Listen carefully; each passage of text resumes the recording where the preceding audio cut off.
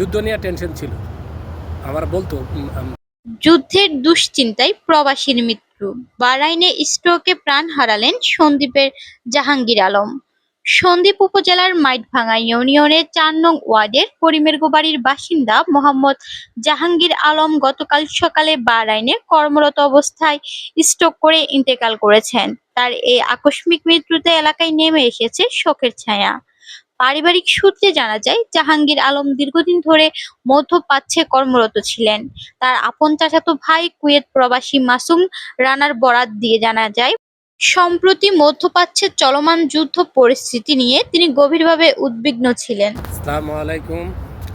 একটি দুঃসংবাদ, আমার ছোট ভাই জাহাঙ্গীর বাহরাইন প্রবাসী ইন্তেকাল করেছেন।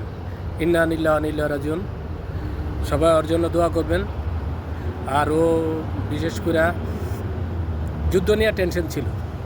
আমার বলতো যে ভাই আমি খুব যুদ্ধ তো বন্ধ হবে না, তো যুদ্ধ বন্ধ নিয়ে আমাদের প্রবাসীর কী হবে। তো যাক, সবাই আমার ভাইটার জন্য দোয়া করবেন। ওকে, আসসালামু আলাইকুম। তিনি প্রায় আশঙ্কা প্রকাশ করতেন, যুদ্ধ দীর্ঘস্থায়ী হলে পরিস্থিতি আরো ভয়াবহ হয়ে উঠতে পারে। কিভাবে দেশে ফিরবেন সে চিন্তা তাকে তাড়িয়ে বেড়াতো। এমনকি এক পর্যায়ে বাহরাইন থেকে সৌদি আরব হয়ে বাংলাদেশে ফেরার পরিকল্পনাও করেছিলেন।